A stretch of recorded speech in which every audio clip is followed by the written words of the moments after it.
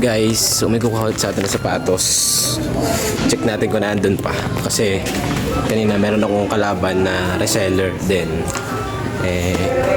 Tinago ko yung sapatos. Sana hindi niya nakita.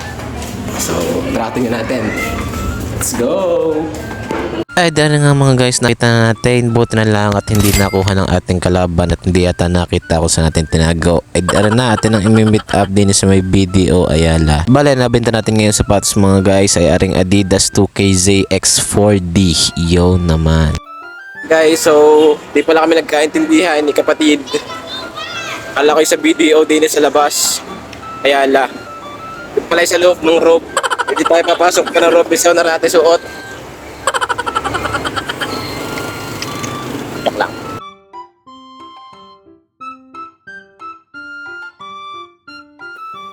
Hello guys. So meron dun nakamotor. Akala yata ako yung kanyang kamit up. Helmet pala ang kanyang binibili doon sa kanyang kamit up. Sa akin na may dala ko yung sapatos. Iklap eh. Hirap pala mag-vlog mga guys. Nagtitingin ako din eh. Para akong loko eh. Nakakusap yung cellphone eh.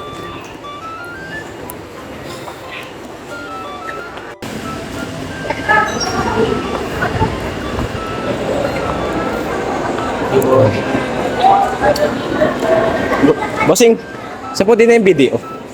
Dito boy, diretso ka dito tapos kanan ka dulo. Diretso kanan, unang kanto. Sige, thank you. Yun, maliligaw pa tayo at hindi ko naman solo ang Robinson. Ako'y hindi gala.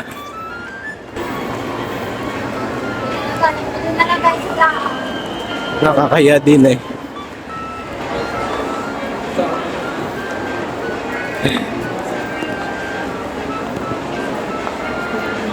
Tapin natin si Bossing. Yun, ang video, nakita ko na.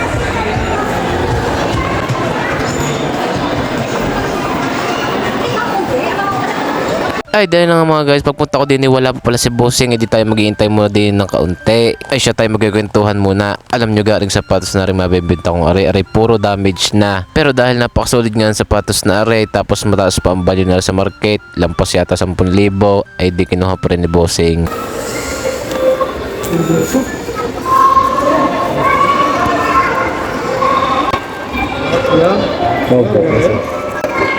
Tsaka yung saklay. Nakakabili naman pangarap ko yung 4D. Opo, ang mahal na SRP niyan eh. 10,000 yata. Sige, bayaran ko na. May Okay na. deposit lang ako yung saglit ha. Sige po.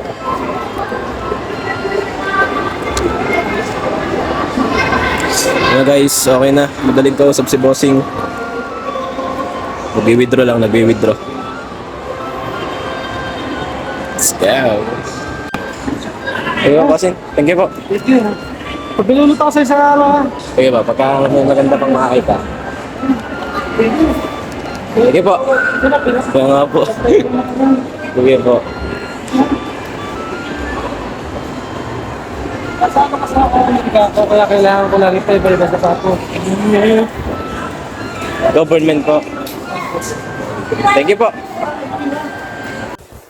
Guys, so ginabi na tayo. Pero okay lang. Susunod na ulit. Bye-bye! Mahirap kumita ng pera, minsan mas madali pang gumastos. Kaya kailangan natin palaging galingan. Hindi na mahalaga kung mabagal o mabilis, ang mahalaga umuusad ka. Enjoyin lang natin ang proseso kasi baka hindi natin namamalayan, malapit na pala tayo. Siya hanggang din na lang muna ulit. Bye-bye!